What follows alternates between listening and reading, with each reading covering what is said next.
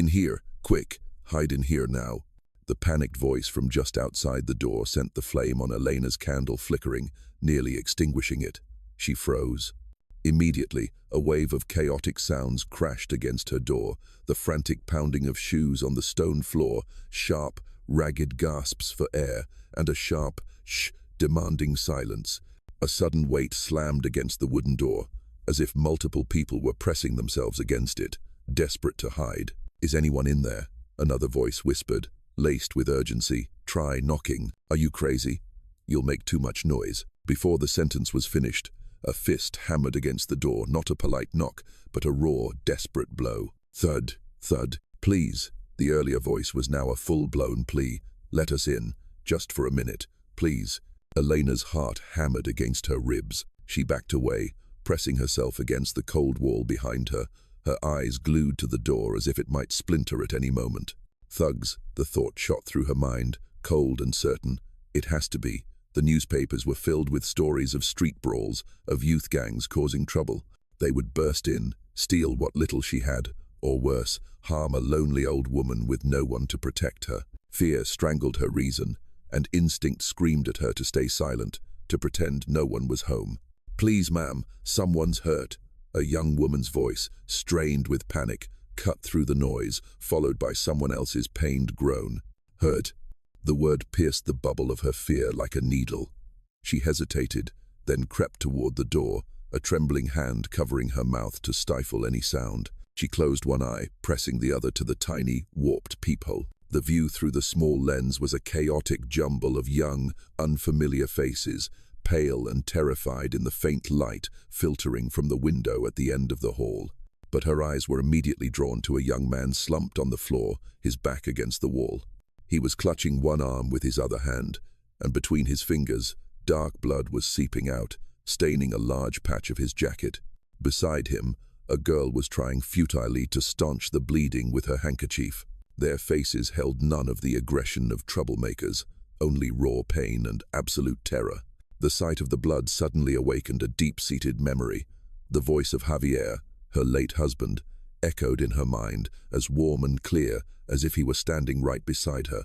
"Elena, never turn your back on someone in need." He'd said it one rainy afternoon as they shared their umbrella with a tourist who had missed the bus. It had become their code, a silent vow between them. Now, that memory was in direct conflict with her fear. Turn her back, and she would be safe. But the image of the bleeding young man and the sound of Javier's voice burrowed deep into her conscience. She closed her eyes, her breath shuddered. "But Javier, I'm scared," she whispered to the empty room. "Kindness isn't a choice you make when it's safe," the memory replied. "It's the decision you make when it's dangerous." A single tear traced a path down her cheek.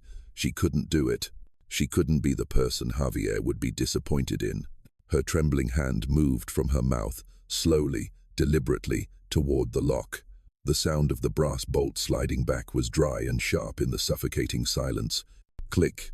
She turned the knob, and the heavy door slowly creaked open. As the door creaked open, a draft of cold air spilled in from the hallway, carrying the scent of rain and fear. 18 pairs of eyes fell upon Elena, a tiny, old woman shrinking back into the shadows of her apartment. They didn't surge inside. They just stood there, stunned, almost in disbelief. Elena said nothing. She offered only a slight, almost imperceptible nod, then took another step back, pulling the door wider. It was all the invitation they needed. One by one, they slipped inside, moving quickly and with hardly a sound, like a silent tide filling the cramped space. Elena's small living room suddenly felt suffocating. The smell of damp coats and their ragged breathing saturated the air. The moment the last person was through the threshold, Elena shut the door firmly behind them. The decisive click of the brass bolt echoed, sealing them off from the unseen danger outside. The group huddled together in the middle of the room, none daring to sit, none daring to speak above a whisper. The flickering candlelight cast their giant, silent silhouettes against the walls. It was the young woman who had tried to bandage her friend who finally spoke, her voice timid. It was a trembling mixture of a thick Spanish accent and heartfelt gratitude. "Thank you so much, really, thank you," she said. "We're exchange students." There was a huge brawl down the street, right when the power went out. A group started attacking people. We just ran, another young man added, his voice still breathless. We ran in here because it was the first building with an open door. We didn't mean to intrude. We just needed a safe place to hide until things calmed down. Elena's gaze swept over the unfamiliar faces before settling on the young man wincing in pain. She didn't respond to their explanation. Instead, she moved silently toward an old wooden cabinet in the corner. She opened its creaking door and retrieved a paint-chipped tin box with a faded red cross on its lid. "Sit," she said, her voice raspy but firm, gesturing to the nearest chair. The injured young man hesitated, then did as he was told. Eleanor opened Javier's old first aid kit. Everything inside was old but neatly organized. A bottle of iodine, several yellowed rolls of gauze, a small pair of scissors. She soaked a cotton pad with iodine, her hand trembling slightly, but her movements were incredibly steady. "Take off your jacket. This is going to sting a little." She gently cleaned the blood from around the deep gash on his arm, then carefully wrapped it. The entire group of 18 fell silent, watching with bated breath as this quiet act of compassion unfolded in the dim candlelight. In that moment, they were no longer intruders, and she was no longer a frightening stranger. After she finished, Elena placed the first aid kit back in the cabinet. An awkward silence fell over the room again. The 18 young people stood clustered together, their eyes following the old woman's every move, a lingering wariness now mixed with gratitude. They were cold, scared, and clearly exhausted. Elena took one look at them. She saw shoulders hunched against the cold, faces still etched with shock. Without a word, she turned and walked into her small, dark kitchen. The group watched, unsure of what she was doing. A dry click, click, click, echoed in the small space, and then a blue flame flared to life on the old gas stove, illuminating Elena's somber face. The whoosh of the flame was the first sound to break the tense silence, a sound of life, of warmth. She placed a dented aluminum kettle on the burner. While she waited for the water to boil, she opened a wooden cupboard and took out a stale loaf of bread from the day before yesterday and a small wedge of cheese wrapped in wax paper. It was all the food she had left until the end of the week. Without a moment's hesitation, she placed them on a wooden cutting board next to an old knife. When the kettle began to whistle softly, Elena rummaged through the cabinet and pulled out a box of chamomile tea and a few chipped, mismatched cups. She brought everything out and set it on the small table in the living room. "It's not much," she said, her voice flat, betraying no emotion, "but it's enough to warm you up." The group looked at each other, then at the meager loaf and the small piece of cheese. There were 18 of them. How could this possibly be enough? But they saw no calculation in the old woman's eyes, only a quiet sincerity. The young woman from before stepped forward timidly, took the knife, and carefully cut the stale loaf into thin slices. She broke off a small piece of cheese, placed it on top of a slice, and passed it to her injured friend. And so it went. One by one, they passed around the pieces of hard bread and shared sips of hot tea from the old cups. No one spoke. The only sounds were the quiet crunch of the crisp bread and the soft sipping of tea. The warmth from the chipped cups spread through their palms, chasing away the cold. The gentle flavor of the herbal tea soothed their frayed nerves. In that moment, the stale bread and old cheese became the most delicious meal in the world. Elena didn't eat. She sat back in her armchair, silently observing them in the flickering candlelight. The invisible wall of fear and suspicion between her and the strangers had completely dissolved, replaced by a fragile but strangely warm connection. One of the young men, the calmest of the group, finished the last of his tea. He set his cup down, lifted his head, and looked toward Elena. In the candlelight, his face was just a collection of blurry, indistinct features. He spoke, his voice low and a little hoarse from exhaustion, but incredibly sincere. "On behalf of the group, I really want to thank you. You saved us tonight." The words were simple, but the timbre of his voice was like a lightning bolt striking her silent memory. She jolted. Her chest tightened, the air suddenly sucked from her lungs. That wasn't the voice of a stranger. That deep, warm tone, the way the words inflected at the end of the sentence, it was painfully familiar. Impossible, her reason screamed. An absurd coincidence. But her heart wasn't listening. It began to beat wildly. She squinted, trying to peer through the darkness, through the chasm of more than 10 years, to get a better look at the young man's face. She leaned forward, emerging from the shadows of her armchair. The candlelight now caught his face more clearly, and then she saw it. The way he tilted his head slightly as he spoke, the shadow of his high nose, so much like his father's, and the thin lips pressed together after he'd finished his sentence. All the scattered pieces of her memory, the ones she had tried to bury for so long, suddenly crashed together, assembling into a single image, a single name. Her breath caught, her throat went dry. She tried to speak, but all that came out was a trembling sound, a whisper that broke apart in the air. "Mateo." The young man jolted, looking around, bewildered, as if unsure who had called his name. His eyes finally landed on the old woman leaning forward, her own eyes wide and welling with tears as she stared fixedly at him. He furrowed his brow, trying to place this stranger. Elena repeated the name, her voice clearer this time, a mixture of disbelief and a desperate, burning hope. "You are Mateo, aren't you, my nephew?" The silence that fell over the room was thicker than the darkness itself. 17 pairs of eyes were fixed on the two figures facing each other, one old, one young, separated by a decade of silence and distance. It was Mateo who broke the silence first. He took a step forward, his movements hesitant, uncertain.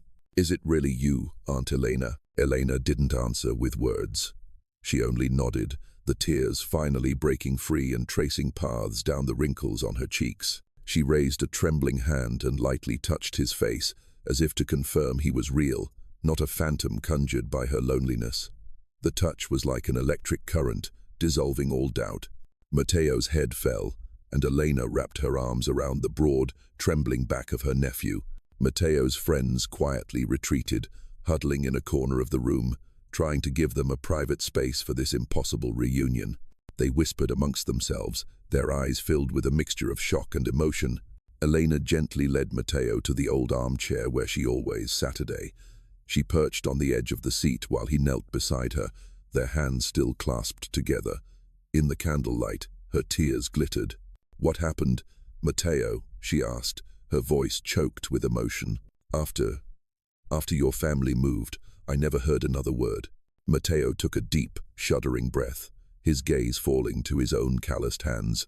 His voice was low, heavy with regret. "After the terrible fight between my father and my grandfather, Dad decided to cut off all contact. He said it was the best way to start over. I was too young then. I didn't understand." He continued, his voice halting. He spoke of the first few years in a strange city, of the homesickness and loneliness of a child torn from his roots. Then, as he got older, he spoke of the clashes with his increasingly strict father, of the decision to leave home at 18 to find his own way. "I wandered all over Europe, Aunt Elena," he said, his voice barely a whisper. "I did everything from washing dishes in Paris to hauling crates on the docks in Hamburg. I made a lot of mistakes, trusted the wrong people, and so many nights I just wished I could go back. I thought about finding you, but I was afraid. Afraid you would hate me, hate my family for leaving the way we did." Elena listened, her trembling hand tightening its grip on his, her vision blurred with tears, not just for the hardships her nephew had endured, but for her own pain as well. "Hate you," she confessed, shaking her head. "Not a day went by that I didn't think of you, Mateo. I wrote letters, dozens of them, sent to the old address, hoping someone would forward them, but not a single one was ever answered." She stared into the distance, lost in memory. "I went to every city office, asked old acquaintances, but no one knew where you had gone.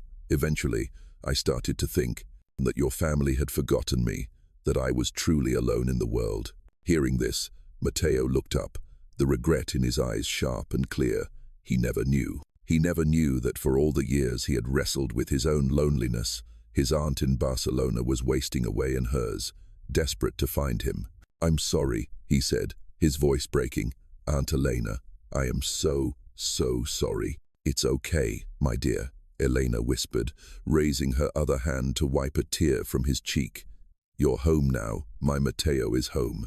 Their confession in the candlelight was more than just a recounting of the past. It was a release for two souls who had carried their burdens for too long, a thread to mend what had been broken, and a confirmation that family bonds, though buried by time and misunderstanding, still smolder beneath the surface. The initial embrace ended, but Elena kept a firm grip on Matteo's arm, as if letting go for even a second would cause him to vanish into the night, just as he had vanished from her life 10 years before. A part of her was still screaming that this was too wild to be true. A cruel coincidence. After so many years of hopeless searching, how could her lost nephew appear on her doorstep in such a desperate situation? The fear of being disappointed again made her heart clench. She had to be sure. But the other part, the part of her heart that had grown calloused from loneliness, yearned to believe in this miracle. Her gaze desperately scanned every line on his face, seeking the ghost of the boy she once knew within the young man before her. "Matteo," she began, her voice still trembling, "do you remember the lemon tree that Grandpa Javier grew on the balcony?" Matteo paused, his eyes gazing into the distance, searching through a dusty corner of his memory. Then, a faint smile touched his lips. "That incredibly sour lemon tree. I remember he made me a glass of lemonade and I made a face. He laughed so hard." Elena's heart skipped a beat. It was a small memory, a private detail no outsider could possibly know. The hope inside her swelled. And do you remember the name of Mrs. Rossi's dog from downstairs?" She pressed on, her voice filled with anticipation. "The one who was always scolding you for playing ball in the hallway." Matteo let out a soft chuckle, a warm sound that eased some of the tension in the room. "How could I forget? The little white poodle named Princessa. She barked even more than her owner." Each of his answers was like a puzzle piece clicking perfectly into place in the empty frame of Elena's memory. The familiar names Mrs. Rossi, Princessa, Javier, spoken aloud after so many years, sounded both foreign and achingly dear. She took a deep breath, steeling herself for the hardest question, the one about the scar that had torn their family apart. "And what about that last day, the day you all left? Do you remember why?" The smile vanished from Matteo's lips. He looked down at the floor, avoiding her gaze. "I just remember it was a huge fight," he said quietly, "between my father and my grandfather, about the house in the countryside. Dad said he felt betrayed. The next morning, he packed our things and we got on a train. He didn't let me say goodbye to anyone." His confession was a perfect match to Elena's own painful memory. The shadow of that family war had loomed over her life for a decade. Hearing Matteo confirm it himself, the final wall of doubt in her heart began to crumble. She knew, deep down, that this was her nephew. This was Matteo. She turned, for the first time truly seeing the faces of the 17 young people sitting quietly in the corner. Her gaze held no more fear or hesitation, only a profound warmth and deep gratitude. They weren't troublemakers. They weren't a threat. They were messengers of fate. "Thank you," she said, her voice clear and sincere. "Thank you for your journey." The group looked at her, a bit confused. The young woman from before asked timidly, "But we troubled you, ma'am?" Elena shook her head, a gentle smile gracing her lips for the first time all night. "No, you don't understand," she said, her eyes sparkling. "If you hadn't been running tonight, if you hadn't pounded on this door, and if I hadn't opened it, I might never have found Matteo again." She looked at them, one by one, these accidental companions who had given her the chance to find the most precious thing in her life. "You brought the most precious thing in the world to my doorstep. You brought my family back to me. Thank you." A few days later, when the chaos of that night had faded, when the power had returned and the rhythm of the neighborhood had settled back to normal, Elena sat at the small wooden table in her living room. This time, it wasn't the flickering candlelight illuminating overdue bills, but a warm ray of Barcelona's morning sun streaming through the window, falling upon a clean white page. Before her lay an old notebook and Javier's fountain pen. The deep blue ink flowed smoothly onto the page, forming each careful letter. She wasn't writing a diary, she was writing a tribute. She wrote about a night without power, about the fear and loneliness that had enveloped her. She wrote of the desperate pounding on her door, of the battle between her instinct for self-preservation and the memory of her late husband's words. She wrote to Javier, a belated thank you, telling him how his advice had become the moral compass that guided her through the darkness, helping her make the one decision that changed everything. Then she wrote about the 18 young strangers, the ones she had mistaken for troublemakers. She wrote of their panic journey, a flight from violence that had unintentionally become a pilgrimage, delivering a miracle to her door. She wrote to honor them, the accidental companions who had brought her lost nephew with them, connecting her present to a past she thought was gone forever. She wrote this story not to dwell on the pain, but to remember a marvelous truth. She wrote to remind herself that sometimes the door we fear the most is the one that leads to what we long for. Every journey, whether it is our own quiet vigil of waiting or another's chaotic flight, can open an unexpected door. This notebook would be her testament, dedicated to both the past she had lost and the present she had just found. It was a reminder that even when life seems to be nothing but debt and solitude, a single small act of compassion can ignite hope, and that family bonds, no matter what tears them apart, always possess a latent power to find their way back home. In the days that followed, once Matteo and his friends were safe, he returned to his Aunt Elena's small apartment. This time, he came not as a fugitive, but as a nephew coming home. He sat in the very room that had given him shelter, watching the sunbeams dance on the floor, and a profound truth began to take root in his mind. For all his years of wandering, Matteo had always seen his past as a scar, a painful tear from a family fight, a reminder of separation and loneliness. He had run from it, believing that the farther he went, the more it would fade. But that night, in this apartment, he had realized the opposite. That very scar, the bittersweet memories of the lemon tree, the poodle, and the fateful argument, was the only thread connecting him to his Aunt Elena. It wasn't what had torn them apart. It was the secret code that allowed them to recognize each other in a world of strangers. The past wasn't a scar to be hidden, but the very thread that tied his family together. Watching his aunt carefully brew him a cup of tea, he knew he couldn't let go of that thread ever again. "Aunt Elena," he said, his voice firm, "I'm not disappearing again."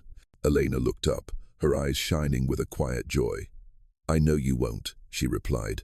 They sat together for hours, not just recounting the past, but sketching out a future, weekly phone calls, promises of Sunday dinners. Matteo even began to plan for a day, not too far off, when he would be brave enough to take a trip with his Aunt Elena, not to run away, but to mend the final broken bridges with his parents. And so, this story concluded not just with the dramatic journey of 18 foreign students, but with the profound healing of lost souls. Elena, once a lonely widow drowning in debt, had found her family again, found a reason to light the warm fire in her kitchen. Matteo, a homeless wanderer, had found his roots, found a place he could finally call home. And as for the accidental guests of that night, they had become witnesses to a miracle.